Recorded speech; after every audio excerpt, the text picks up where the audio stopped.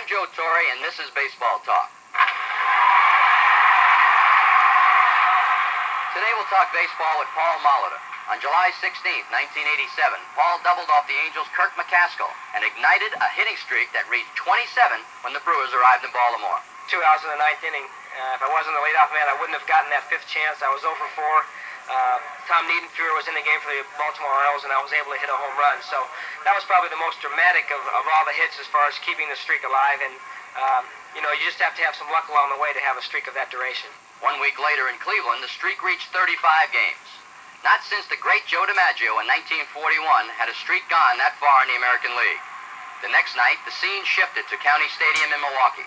And I always remember that first night home that they were expecting about 20,000, and we ended up having about 40,000 people. And the reaction every time I stepped on the field was just tremendous. And to be able to keep the streak alive that night, and you'll always have the memory standing out on second base and having the crowd react the way that they did. The streak reached 39 before the Indians' John Farrell held Paul hitless through 9. But the game went into extra innings, and in the 10th, Molly was in the on-deck circle waiting.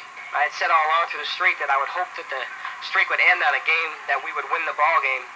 But inside, you're kind of hoping for that last chance. And when the first pitch to Rick Manning was a strike, the home crowd cheered. I mean, it was just a very strange feeling. And when he finally did get the base hit up the middle, the crowd went silent. And here we are winning a ball game 1-0 extra innings in our home park. And I guess my reaction right away was, hey, it's over. And the thing to do just instinctively was to go down and congratulate Rick Manning on getting the game-winning hit.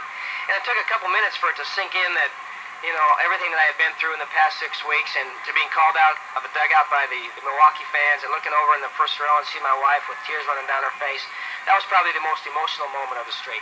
Thanks, Paul. For Baseball Talk, I'm Joe Torre.